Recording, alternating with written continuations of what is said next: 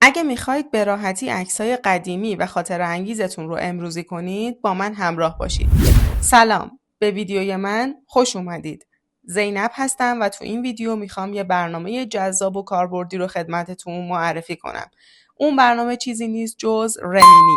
رمینی یه برنامه کاملا مطابق با هوش مصنوعی هستش، چون با استفاده از مدل‌های هوش مصنوعی و شبکه‌های عصبی عمیق عکس رو تحلیل میکنه.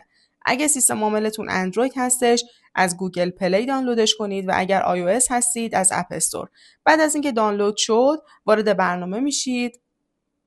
حالا با این برنامه میشه روی عکس‌ها ادیت‌های ویژه و جذابی انجام داد. خب تو این برنامه میتونید عکسای تار و بی‌کیفیت رو شفاف و اچ دی کنید، چهره رو واضح‌تر و جزئیات رو بیشتر نشون بدید، لکه‌ها و نویزهای اضافه رو بردارید، رنگ‌ها رو تقویت میتونید بکنید، حتی بعضی عکسای قدیمی و خیلی خراب رو میتونید بازسازی کنید، میتونید باش استایل‌های نقاشی کارتونی حرفه‌ای برای لینکدین، مدلینگ و پروفایل اینستاگرامی از چهره خودتون بسازید. خلاصه خیلی خیلی کارا میشه باش انجام داد.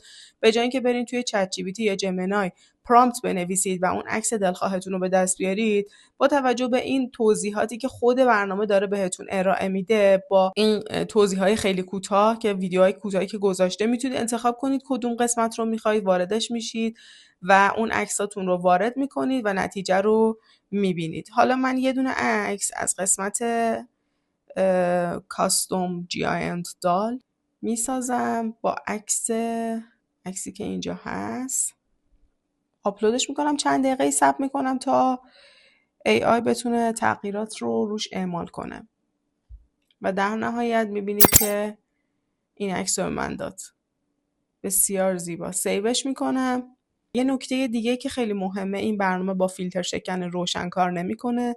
فیلتر شکنتون رو باید خاموش کنید. گزینه‌های دیگه هم همین هسته. شما میتونید با توجه به چیزی که میخواید گزینه مد نظرتون رو انتخاب کنید، عکستون رو وارد کنید و تغییرات رو روش اعمال بکنید. اگه از این ویدیو خوشتون اومد، لایک و کامنت یادتون نره. کانالم رو هم دنبال کنید تا ویدیوهای بعدی براتون بیاد.